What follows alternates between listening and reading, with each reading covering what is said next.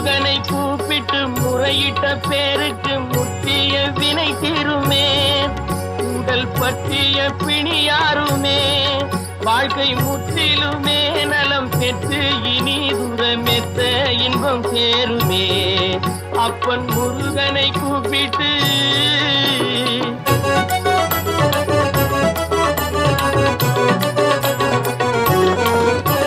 குமரனை கும்பிட்டு கொண்டாடுவோருக்கு குமரனை கும்பிட்டு கொண்டாடுவோருக்கு குறைகள் யாவும் போகுமே. அவர் குடும்பம் தழை போகுமே.